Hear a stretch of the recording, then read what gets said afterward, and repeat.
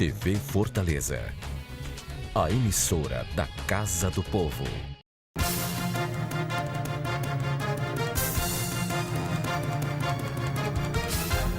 Olá, amigo telespectador, estamos iniciando mais um programa pela ordem na sua TV Fortaleza, canal 61.4, e na sua TV Assembleia, canal 61.3. Na TV Assembleia é canal 61.3 e também canal 31.1.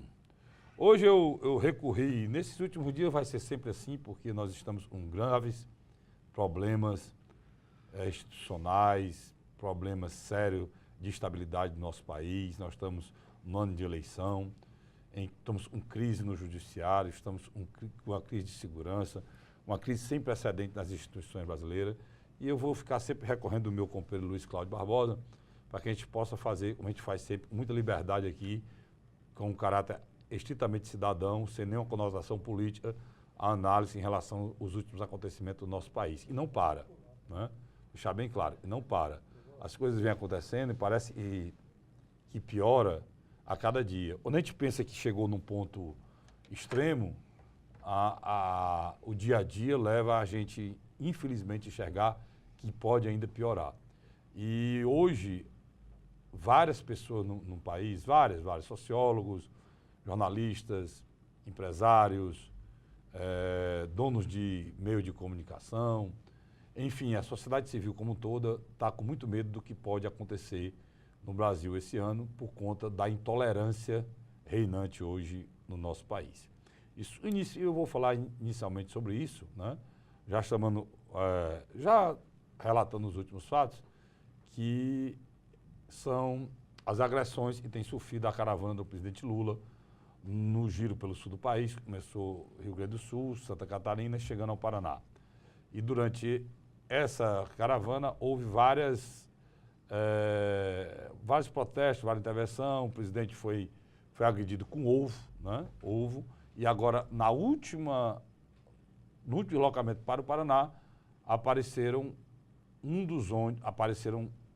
balas, estou falando na expressão da palavra mesmo, de calibre 38 e calibre 22 na lataria dos ônibus que fazem a caravana do presidente. Eu não posso dizer, atiraram, alguém atirou. Apareceram, né, balas na lataria dos ônibus, disseram até o calibre 22 e 38, que fazem parte da caravana do presidente. Vale ressaltar aqui que não foi no carro que o presidente ia. Esse ônibus, geralmente, quem viaja nesses ônibus são a imprensa, os colegas jornalistas que acompanham, principalmente imprensa estrangeira e pessoas de blogs e de TV mais independente que acompanham a caravana do presidente Lula. Dito isso, para você possa entender, já houve várias declarações de várias pessoas preocupadas com esse assunto. Luiz, estão falando até em ameaça à democracia se essa intolerância continuar com o resultado disso, né? A coisa é mais séria do que a gente pensa, né? Sem dúvida. Carlos, uma parte da direção nacional do Partido dos Trabalhadores pediu ao ex-presidente Luiz Inácio Lula da Silva que não fizesse essa caravana. O clima já era previsto de hostilidade.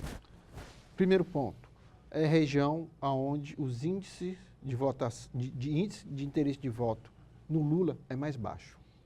Acho que é o pior local, né? É o pior local, porque, é o pior local. Fazendo uma análise rápida aqui, Luiz, paralelo, né? sem querer atrapalhar, o Nordeste é melhor, o Sudeste é regular, porque São Paulo tem uma liderança muito forte. E Minas né? Gerais. E Minas Gerais, e quando você vai para o sul do país é nada, O praticamente. sul e o centro-oeste. É nada, É praticamente. interessante, são regiões onde ele tem dificuldades maior.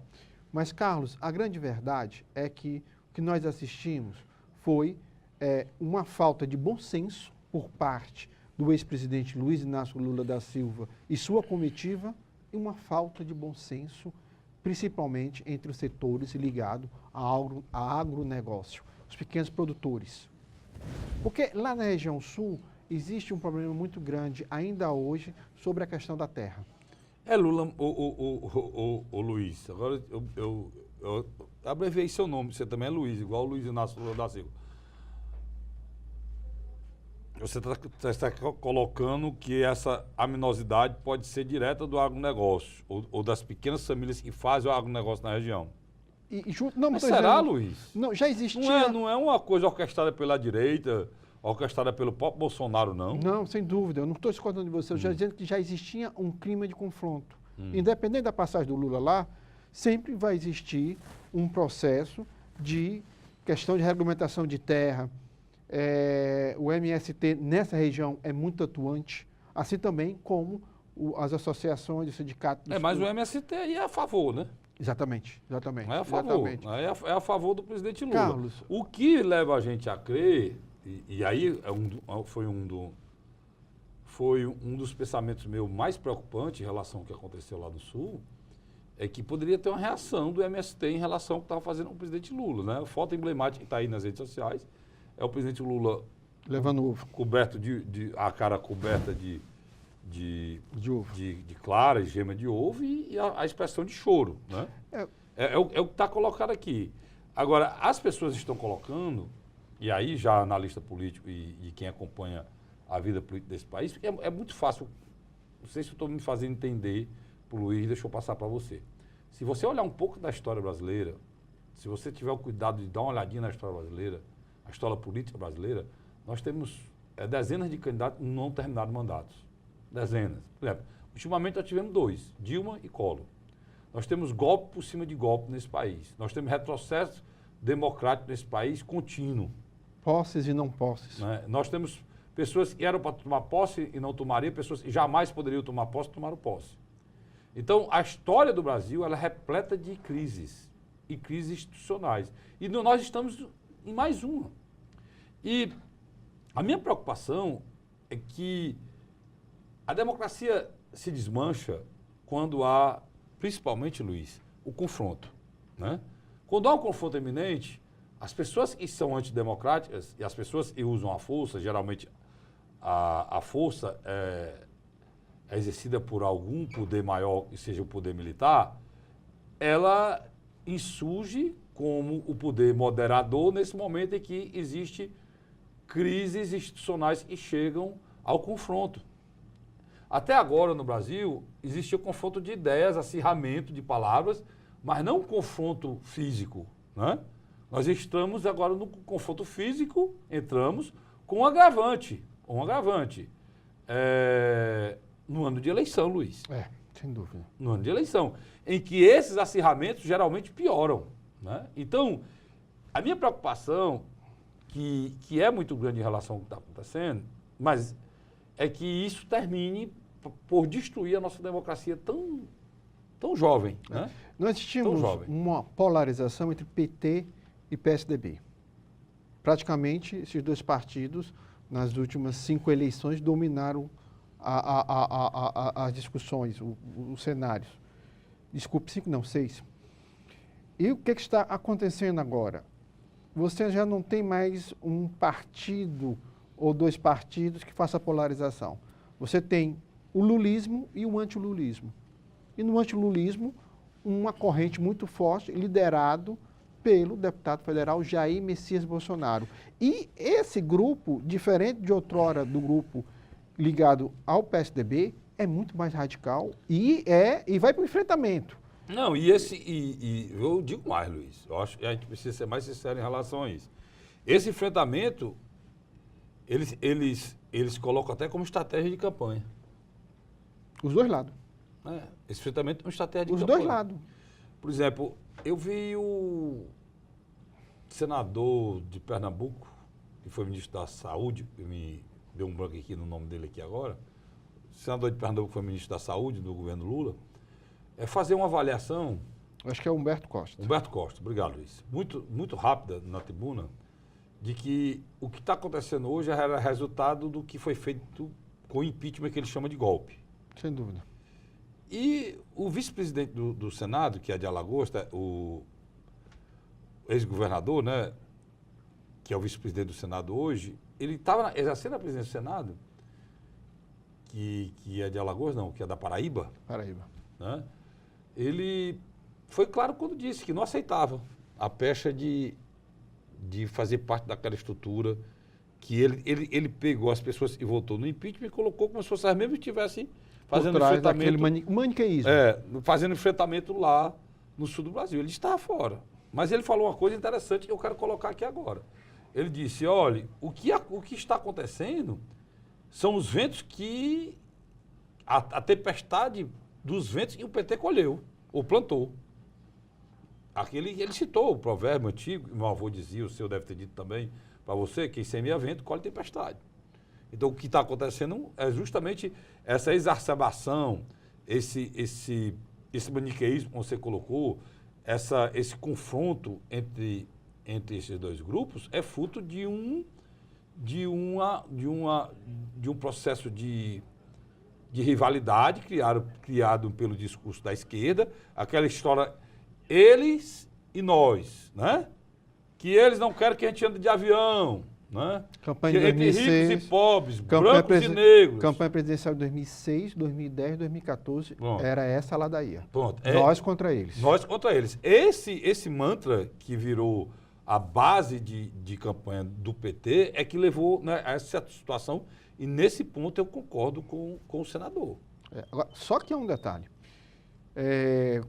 Por quê, Luiz? Só para você entrar. Por que é que eu concordo? Porque até eu dei um exemplo hoje na Rádio Cidade que é interessante. Um casal que começa a se agredir. A mulher agride constantemente o marido. O marido, talvez até pela Maria da Penha, se contém e não revidar. Mas no momento em que ele revidar, será muito mais grave do que as agressões que ele levava todo dia. E quando acontece esse revide, soa de forma pesada, muito parecido com o que está acontecendo. O PT barrou estradas com tratores, destruíram... Fazendo o FH. Destruíram propriedades, invadiram propriedades com violência, o MST, destruíram locais de pesquisa, você se lembra muito bem. Da Embrapa. Agora, há bem pouco tempo, aquela fazenda destruíram da Embrapa, anos de pesquisa. Então, é só o resultado do que se colocou. Ação e reação. O que não pode é a gente não repudiar isso. Porque a violência, essa história, esse mantrazinho que se fala muito, as pessoas é só conversa de sociólogo como Luiz, não. A violência, geralmente, ela gera violência. Gera violência. A história do burro, né? O cão, o Satanás tinha um burro amarrado e soltou o burro, né? E o burro foi, comeu o roçado do rapaz lá, o dono do roçado, e o dono do roçado foi e matou o burro. Depois que matou o burro, o dono do burro foi tomar satisfação, né? E matou o filho do dono da propriedade que matou o burro. O filho do o filho da vítima matou o outro proprietário vizinho. E aí disseram, olha aí, o Satanás, o que é que você fez? Eu não fiz nada, eu só soltei o burro.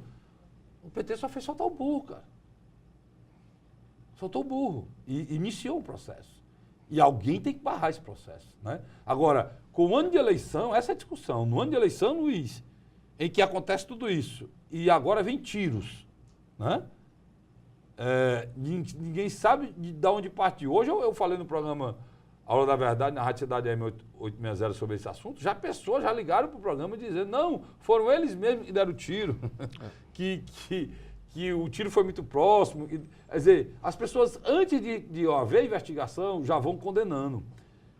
Aí, o que é que você se lembra desse episódio, Luiz? Eu me lembro do episódio da Marielle. A Marielle foi morta. No mesmo dia que a Marielle foi morta, poucos dias atrás, 20 dias atrás, saiu uma nota da Gleice Hoffmann do PT acusando a polícia do Rio, o batalhão que ela tinha denunciado. Ou seja, não se investigou, não terminou a investigação, ninguém sabia nada, e já acusaram a polícia que bate diretamente com... A ex-presidenta Dilma Rousseff disse que ela era uma vítima dos golpistas. Pois é. O assassinato dela era um reflexo do golpe. Quer dizer, já puxaram, politizaram o processo. E politizam como? Apontando o dedo para a polícia. Onde é que está Jair Bolsonaro? Jair Bolsonaro defende quem? Os militares. Cada vez o processo se acirra mais.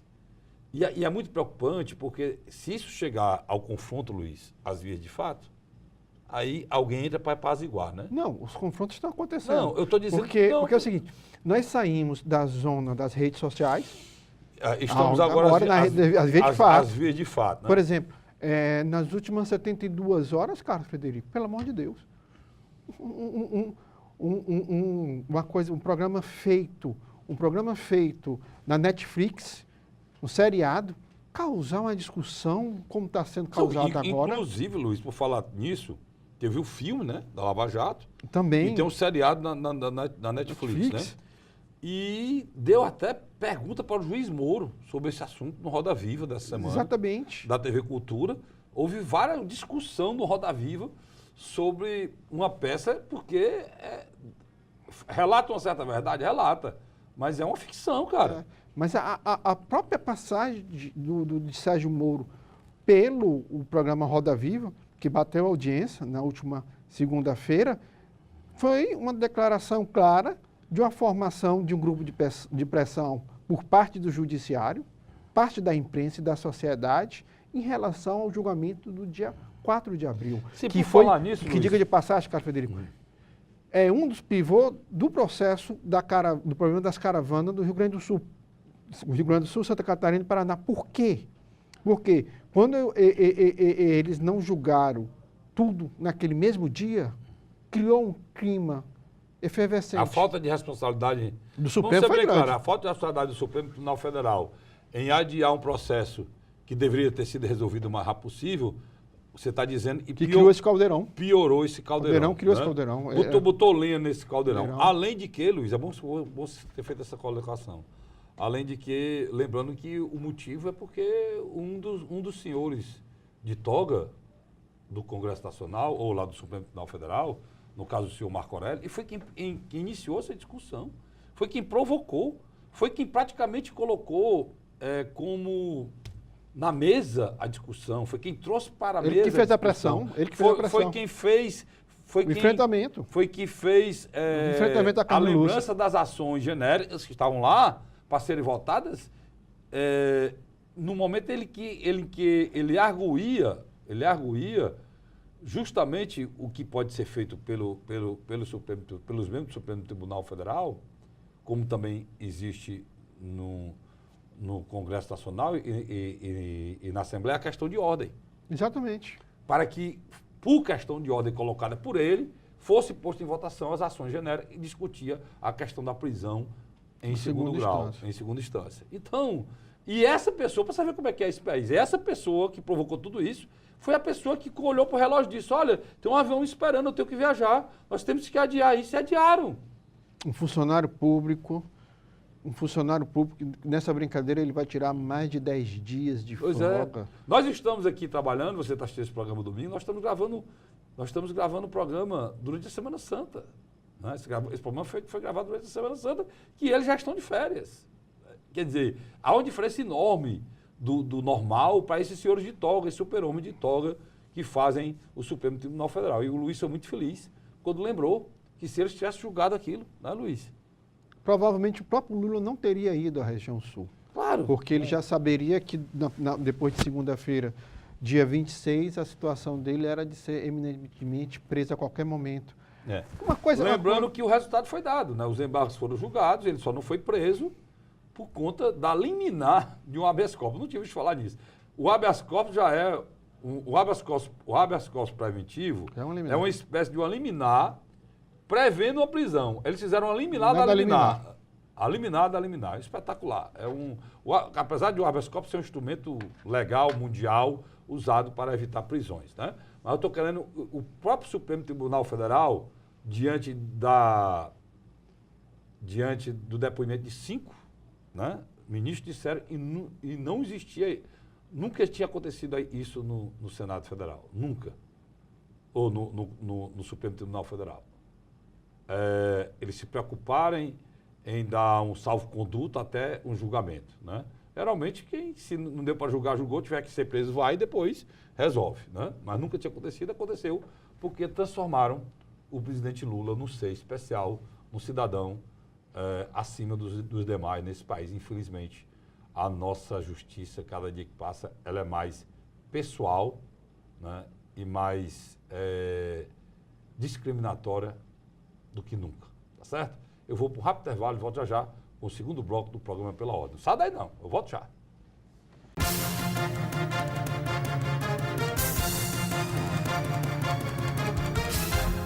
A Câmara Municipal de Fortaleza não para de trabalhar pela população da nossa cidade. E para que você fique sempre por dentro do nosso dia a dia, temos vários canais de comunicação. Confira o que acontece na Câmara pelo site e pelas nossas redes sociais, como Facebook, Instagram, YouTube, TV Fortaleza e Rádio Fortaleza.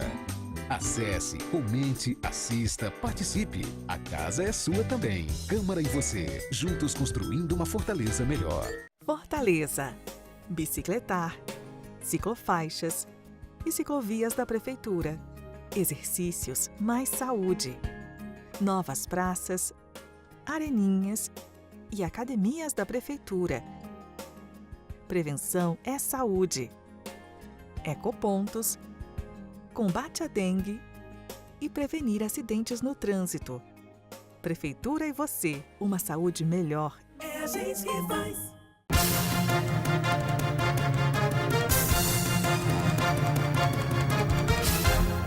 Estamos de volta com o segundo bloco do programa Pela Ordem na sua TV Fortaleza, canal 61.4, na sua TV Assembleia, canal 61.3, e a TV Assembleia tem outra opção também, que é o canal 31.1. Todos os 3 canais são abertos e digital para o seu conforto e principalmente para que você tenha qualidade na sua televisão. Depois do sinal digital passou essa qualidade a estar presente nos lares dos brasileiros, graças a Deus, né? Acabou o chuvisco, né? A gente tem que se preocupar, a gente que apresenta o programa tem que se preocupar, porque agora todos os defeitos que a gente tiver no rosto, qualquer coisa na roupa, é visto com mais facilidade, com mais nitidez. Dito isso, Luiz, para relaxar um pouco, voltando à história lá que a gente terminou no segundo bloco, além de tudo isso que a gente falou, desse confronto do Supremo Tribunal Federal, como colocou o Luiz, ter concorrido para que acontecesse esses fatos lamentáveis. Ele aumentou a temperatura. Né? Ter botado lenha na fogueira, ainda agora, essa semana, depois de tudo isso, ainda veio junto uma ameaça ao Fachin, né, que é o relator de todo o processo da Lava Jato, todos os processos que tem no Supremo Tribunal Federal, referente à Lava Jato, estão nas mãos do ministro Fachin. Que substituiu o Teóra Zavascki. Que substituiu o Teóra Zavascki, que você se lembra, que morreu... Há um ano atrás. Há um ano atrás, para mim, num acidente muito mal esclarecido, duvidoso. Até hoje, eu não engoli aquilo. Muita gente também não engoliu. Terminou que a investigação foi pífia, né? E ninguém teve uma conclusão. Um piloto muito experiente, com um avião que praticamente não tem nem... A marca desse avião, o Cessna, ele não tem nem histórico de acidente em canto nenhum. E morreu um ministro do Supremo Tribunal Federal mais sério, dito por todos, inclusive pelo juiz Moro. Era um dos melhores juízes do Supremo Tribunal Federal, dos melhores magistrados, e justamente o juiz que estava com os processos, todos esses processos, e vieram à tona da Lava Jato, né, esse ano. Pode ser que não esteja ninguém cobrindo nada. Pode ser que o processo de investigação não foi competente, né, Luiz, para encontrar o que realmente aconteceu. Por que é que eu estou dizendo isso? Porque agora o ministro Fachin comunicou a presidente do Supremo Tribunal Federal que ele e sua família estavam sendo ameaçados de morte. Então, há um tempo atrás, o ministro que era responsável por relatar a Operação Lava Jato morre num acidente, para mim, no mínimo misterioso. No mínimo misterioso. Obrigado, Luiz.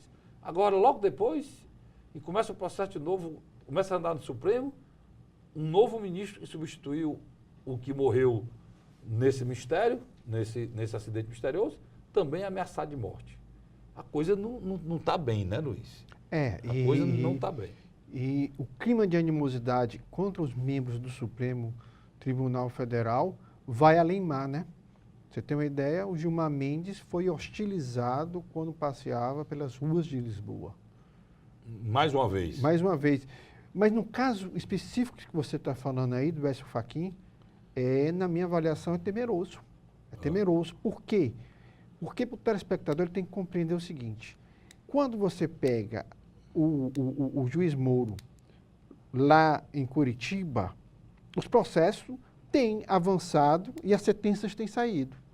E quase nenhum ele perde quando vai para a segunda instância. Foram poucas vezes que houve derrota do parecer do Sérgio Moro, do seu julgamento. Ele tem quase 80% de 80%. aprovação em segunda instância do que ele... Quando as pessoas que têm fórum especial vão lá para o processo Lava Jato do Supremo, a coisa é lenta. A coisa é muito lenta. Apesar de que a Raquel Dodge está tentando impor um ritmo maior à celeridade das questões, mas está difícil. Então, eu acho que essa crise hoje no judiciário... Mas tem que ser lento, né, Luiz? Ele é lento. Se um tribunal tira uma semana de férias, diferente dos mortais comuns, você vê que dia era aquele? Era um dia de quinta-feira, né? Era quinta, Luiz? Ou era quarta? Não, quinta. Era quarta. Era quinta. Nós gravamos, era quinta-feira. Um dia de quinta-feira, ou quarta, não estou lembrando aqui, e se dispensa a sexta e a segunda.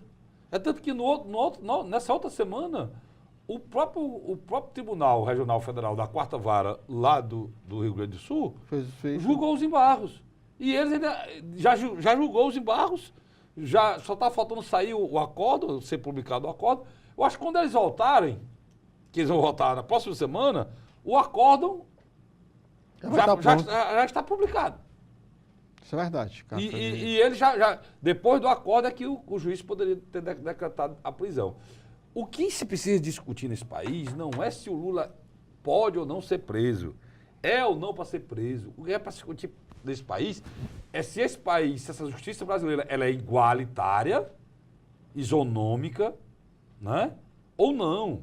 Se existe cidadãos de primeira ou segunda linha, se existem cidadãos especiais ou não.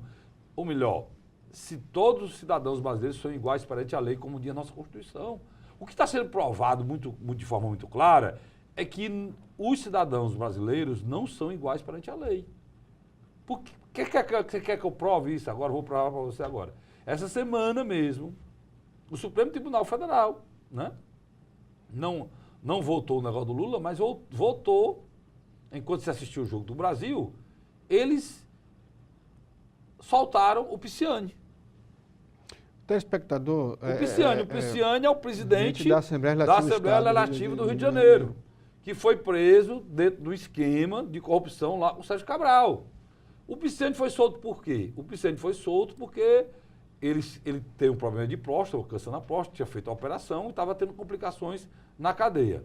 Onde é que tu quer chegar? Tu quer chegar que o Pisciani foi solto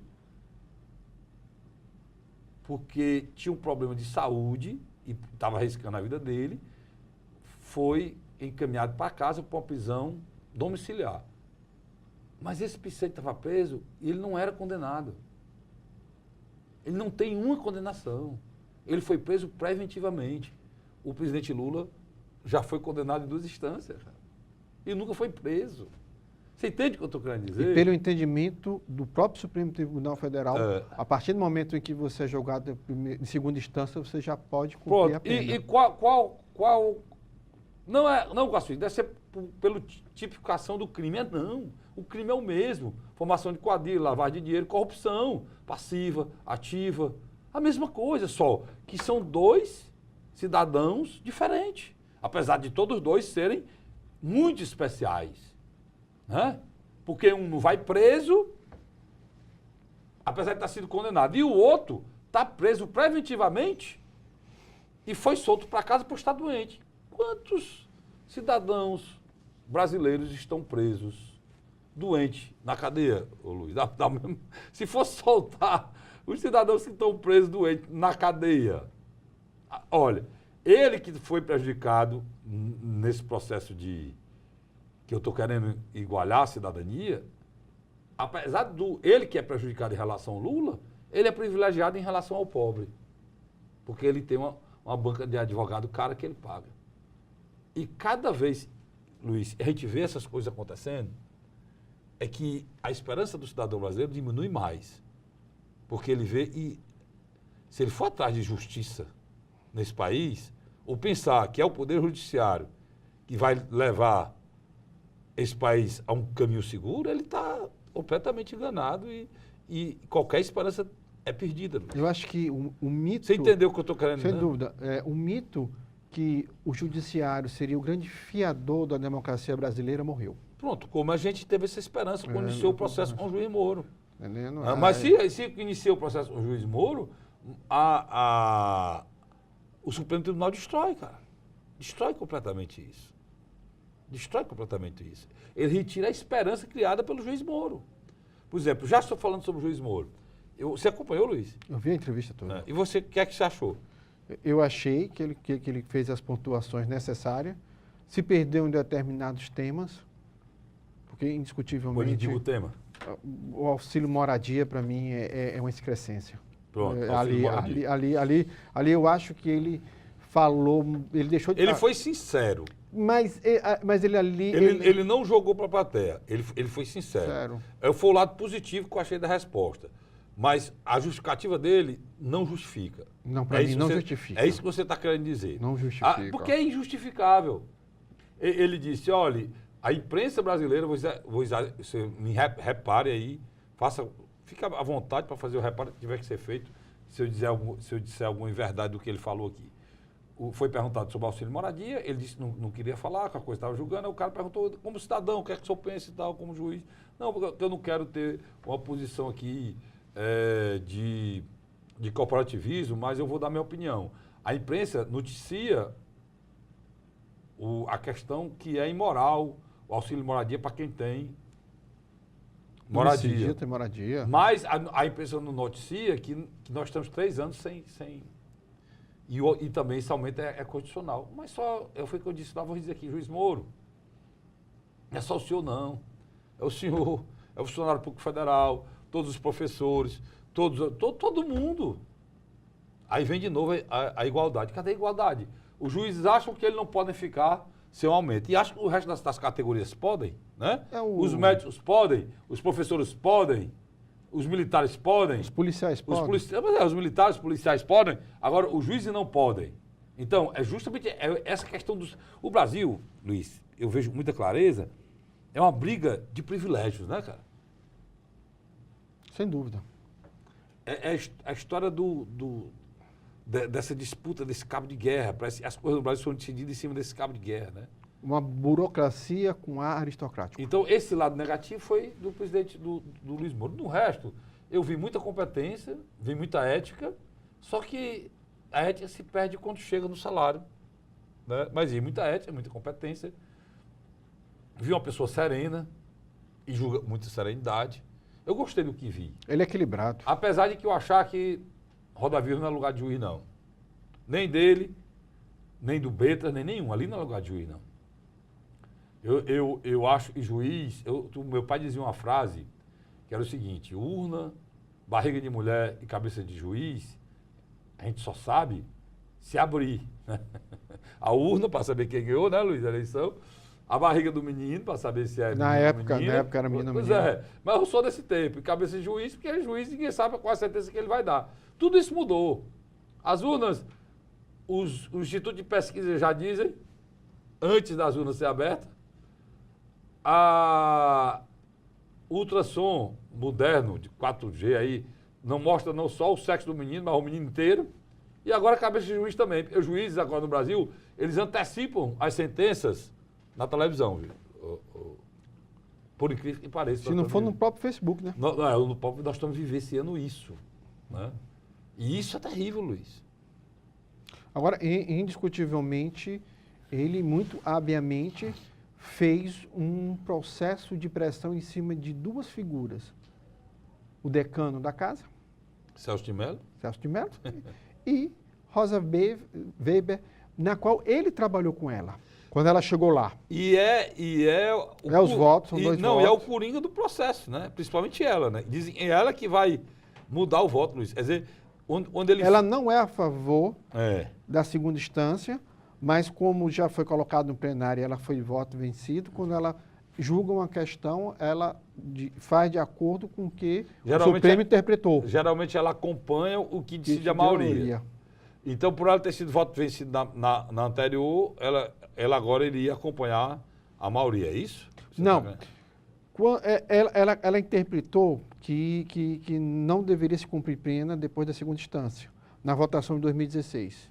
Mas, como ela foi derrotada, o que aconteceu? A tese dela, junto com de outros colegas, ela, quando pegava um processo de segunda instância, em sua grande maioria, ela seguia a orientação do Supremo Tribunal Federal, que a partir daquele momento o réu já pode cumprir pena, mesmo ela sendo contra. Ela é uma espécie de um positivista. Ela leva a lei ao pé da letra. O que as pessoas não estão compreendendo é aquilo que você falou no primeiro bloco. A liminar não a liminar. É muito louco isso. É muito louco.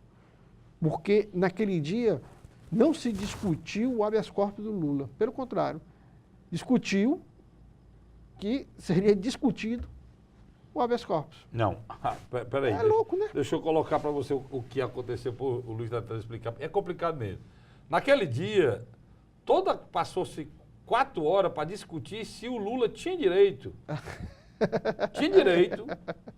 de receber esse habeas corpus lá pelo Supremo Tribunal Federal. Quando decidiram que o pleito dele poderia ser analisado pelo Supremo, aí o homem olhou para o relógio, disse que tinha que viajar, o Marco Aurélio de Mello. Aí a outra discussão, a outra discussão, se eles poderiam votar, e votaram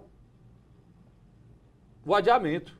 Eles discutiram se poderiam votar o adiamento da sessão, que não iria decidir mais nada. Ou seja, ninguém pediu visto de processo, era o adiamento da sessão. Aí decidiram votar o adiamento da sessão. Presta atenção, não estou entrando no mérito. Depois que eles votaram o adiamento da sessão, o advogado do presidente Lula questionou que ele poderia ser prejudicado, ser preso durante esse período de adiamento da votação. Aí eles inventaram essa figura espetacular, que foi uma liminar. Da liminar.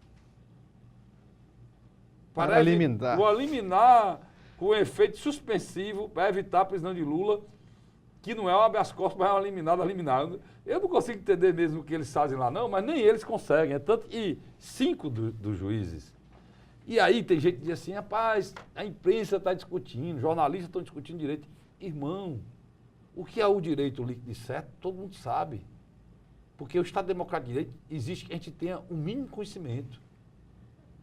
Né? Um mínimo conhecimento. Não é preciso ter notável saber, não é preciso ter notável saber jurídico ou falar aquele juridiquês que eles falam, para a gente ter noção que a gente está sendo enrolado, que as coisas estão sendo feitas de maneira...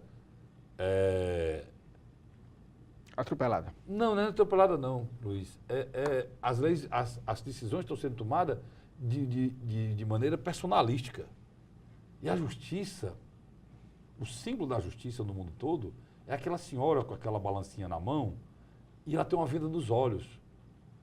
Aquela venda nos olhos é para demonstrar que a justiça, ela não sabe quem ela está julgando. Não interessa se a pessoa é preta, branca, amarela, não interessa se ela é pobre, rica, se ela é poderosa ou não, porque ela vai ser julgada, a justiça não olha esse fato.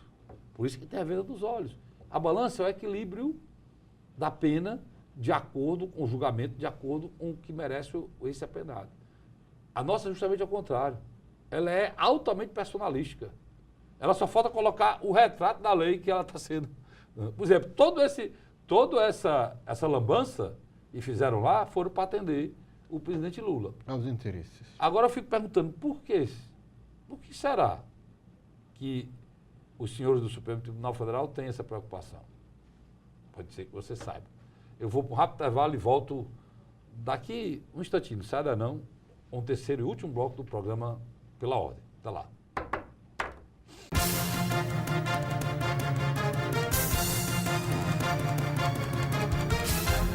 A Câmara Municipal de Fortaleza não para de trabalhar pela população da nossa cidade. E para que você fique sempre por dentro do nosso dia a dia, temos vários canais de comunicação. Confira o que acontece na Câmara pelo site e pelas nossas redes sociais, como Facebook, Instagram, YouTube, TV Fortaleza e Rádio Fortaleza. Acesse, comente, assista, participe. A casa é sua também. Câmara e você, juntos construindo uma Fortaleza melhor. Fortaleza. Bicicletar, ciclofaixas e ciclovias da Prefeitura. Exercícios mais saúde. Novas praças, areninhas e academias da Prefeitura. Prevenção é saúde. Ecopontos, combate à dengue e prevenir acidentes no trânsito. Prefeitura e você, uma saúde melhor. É a gente que faz. Investir no social é a melhor forma da Prefeitura ajudar na segurança de Fortaleza.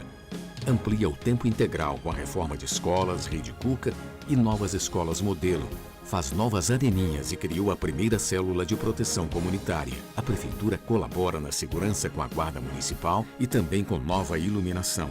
Eu me sinto segura e protegida em deixar os meus filhos na creche da Prefeitura. Prefeitura e você, uma Fortaleza melhor. É a gente que faz.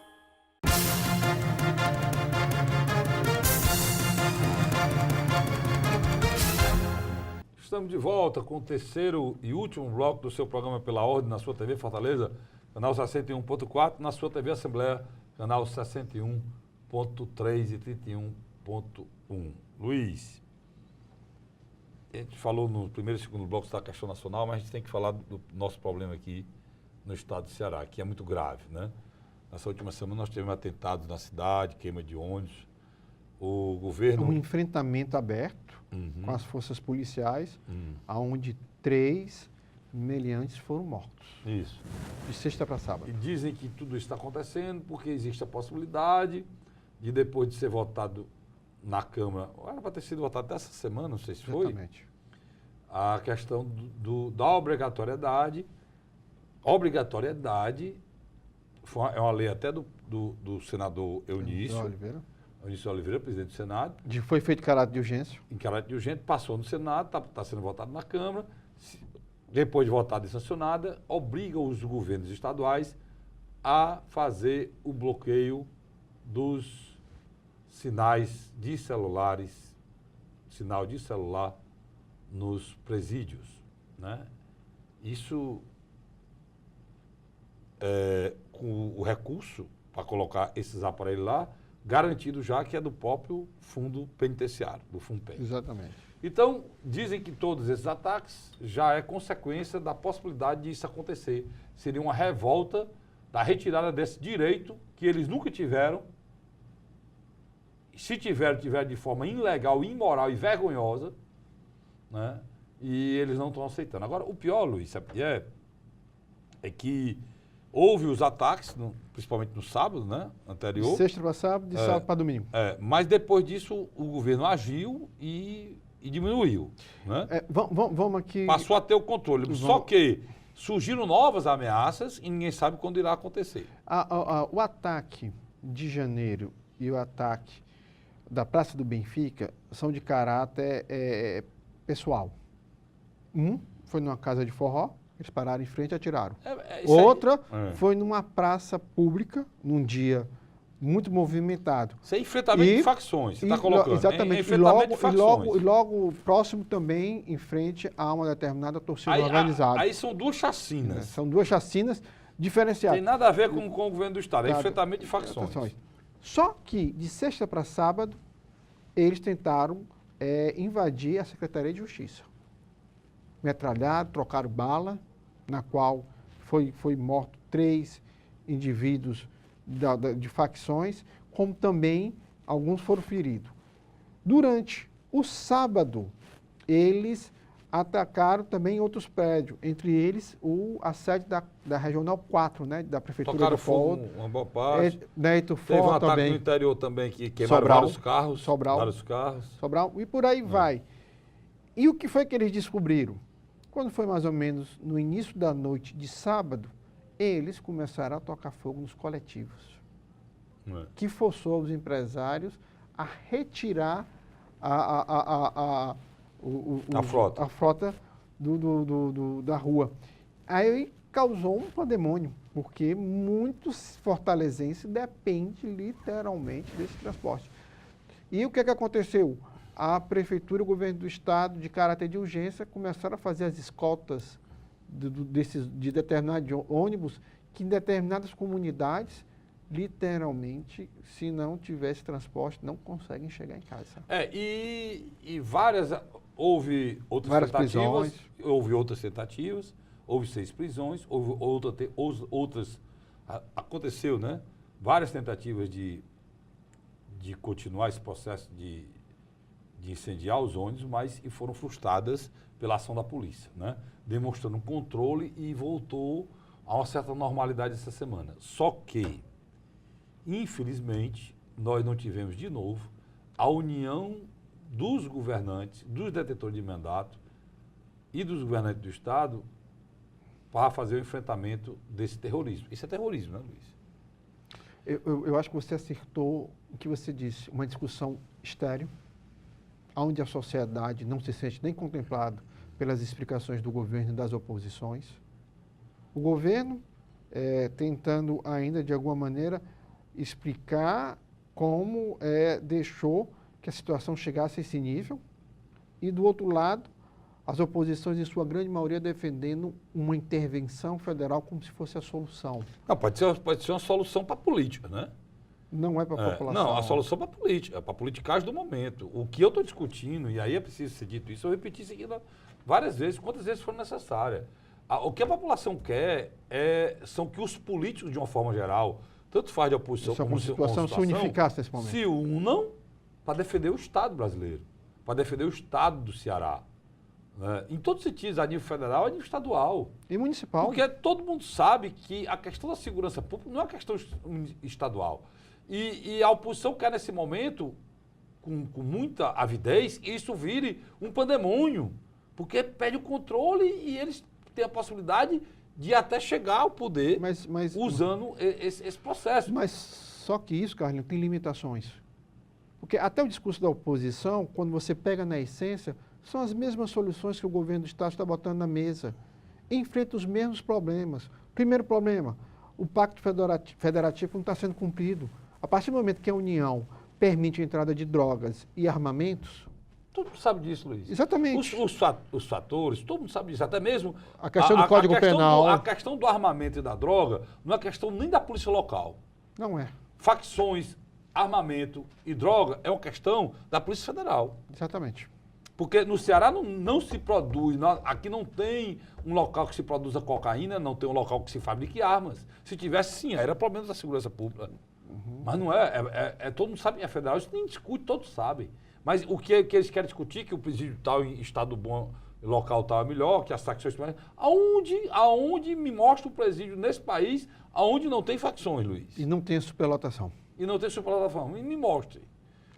Como se os presídios estaduais fossem competências e obrigações só do Estado. Lembro aos senhores que o Ministério da Justiça é quem monitora e quem detém o fundo penitenciário. O FUNPEN. Então, o que me revolta mais é que, sabendo de tudo isso, eles trabalham a questão da segurança pública em cima da desinformação da população. E apontam o dedo para o governo do Estado, principalmente para o governador, chama o governador de frouxo, que não faz porque não quer, ele não quer, dizem que... Uma campanha defamatória Não, muito o pior grande. de tudo, a coisa que eu estou ouvindo é que quem está impedindo isso, sabe quem é? É a controladoria da polícia. Não, lógico que não, lógico que não. Irmão, o que se cobra nesse país, quando você fala em controladoria, quando você fala no órgão que fiscaliza a própria polícia, isso é obrigação pelo arcabouço jurídico brasileiro hoje. E algumas pessoas falam sobre isso, Luiz, como se fosse diferente. Aí ele sai com o seguinte tema: não podem nos acusar. Qual é o cidadão da oposição que está mandando tocar fogo nessa... Nós não fazemos nada disso, não. Não pode acusar a oposição disso, não. Claro, e é lógico, e que ninguém da imprensa está dizendo que vocês fazem isso, não. Nem a oposição faz, nem o governo faz, né? Só que No momento em que isso acontece, e aí deixa de ser facção e passa a ser terrorismo, e vocês, em vez de se juntarem, de se unirem para defender o Estado, vocês também criticam e fragilizam o governo, a Polícia Militar Federal, a Polícia Civil. Deixa eu só lhe fazer uma No colaboração. momento que vocês fazem isso, de uma maneira, talvez não é a maneira... Mas Cortez, pode Não, botar. estou dizendo, talvez não seja por vontade própria, esse é o que estou querendo dizer, vocês estão ajudando o crime organizado. Porque vocês não estão combatendo ele. De uma certa forma, vocês estão do lado dele, contra e procurando fragilizar o próprio Estado que enfrenta esse crime. E propagando o terror. O que a gente se preocupa é que eu, como cidadão, eu tenho certeza, e todo cidadão cearense, que é todos vocês juntos, fazendo a obrigação de vocês, é defender o Estado do Ceará diante da bandidagem que ninguém aguenta mais. Isso sim. Todos nós estamos ameaçados. A imprensa está ameaçada. Nós da imprensa estamos ameaçados. Não é só os senhores que estão ameaçados. Tá certo? Não é só a oposição que está ameaçada. A imprensa, todos os cearenses vivem esse drama. Né? E todos os brasileiros vivem esse drama. Agora, o que não dá é para a gente ver de forma clara, limpa, cristalina, que a situação da segurança está sendo usada politicamente. Se você pega um celular, um smartphone hoje, e olhar as notícias, e olhar o que estão postando, aí eu já digo diferente. Tem gente postando coisa aqui que, se não ajuda o governo, com certeza atrapalha, né, Luiz? Com certeza. Criando e disseminando medo. Essa semana postaram que estava vendo arrastão da Bezerra de Menezes, tiroteio na Secretaria de Segurança. Alguns grupos embarcaram nisso e depois viram que era mentira. Quem está fazendo isso? A pergunta é essa. Quem está fazendo isso? Né? Por quê? Porque todo mundo já sabe, ano de eleição. Agora, quem está fazendo, né, Luiz? Carlos, mais que você seja oposição, você tem que ter o equilíbrio das palavras. Por quê? Essa crise de segurança pública, independente do Camilo ou do candidato de oposição, caso esse vença, não vai se resolver da noite para o dia. É todo um processo. É preciso mudar a jurisdição brasileira em termos... Qualquer um, Luiz, que ganhe, vai passar pelo mesmo processo. Até a nível nacional. Não, qualquer um, candidato a presidente também que ganhe. Mas qualquer um ganhe. Vamos fazer com um exercício de suposição que se o Tasso ganhar a eleição, vai haver o mesmo enfrentamento? E vai haver as mesmas limitações que o Camilo sofre. Com certeza. Se o capitão Wagner, que é o maior líder da oposição hoje no estado de Ceará, ganhar a eleição, acho que esse encerramento é maior ainda. Por quê? Porque ele é a própria polícia, né? Exatamente. Aí que esse encerramento é maior ainda. Exatamente. Então, quem fala que a solução é uma eleição para resolver o problema, não é eleição. A solução não é eleição, não passa por eleição. É um governador forte para fazer o quê? Aí as pessoas ficam lembrando o Coronel Gondim, ficam lembrando a Assis Bezerra. Rapaz, se a Assis Bezerra se exercesse o que era feito naquele tempo hoje, com as leis de hoje, em relação às garantias individuais e dos direitos humanos, quem ia preso era o secretário. Mas era outra época, cara. E era outro tipo de bandidagem. E era outra época, Luiz. Não, mas interessante, era outro tipo de bandidagem. Até mesmo as leis de proteção aos seres humanos não existiam. O Ministério Público não tinha a força que tem hoje. A Controladoria Geral da Polícia nem existia, Luiz, naquele tempo.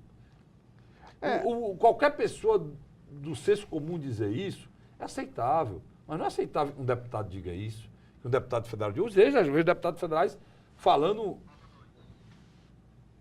criticando o governador, Luiz, e o deputado federal era o homem que poderia fazer alguma coisa, porque são leis federais que precisam ser mudadas, como você falou aí. Carlos, já está chegando no final do programa, uma coisa eu lhe digo. Eu estou do lado do governador Camilo Santana, como também estou do lado do secretário de Segurança Pública, André Costa. Há acertos, e acertos bons.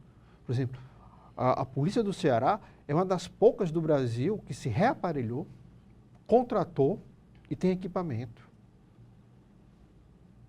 Do outro lado, você tem uma geografia de facções que só o Ceará tem. O Ceará é o único local onde você tem um PCC atuando forte, um Comando Vermelho atuando forte, Ainda tem um a grande local, família o tal do de norte GDE. também, e ainda tem um local que tal. Você não vê isso em outro estado. O Ceará é um ponto interessante nessa geografia do narcotráfico. Por quê?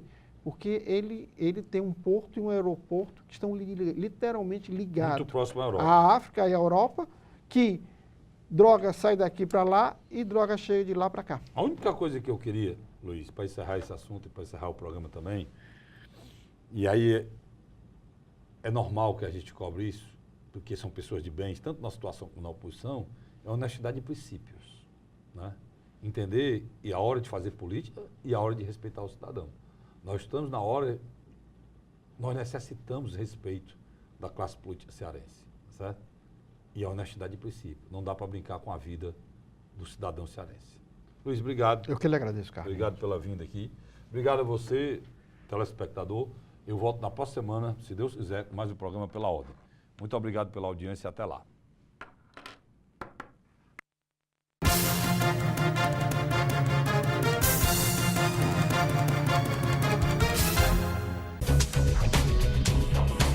TV Fortaleza, a emissora da Casa do Povo.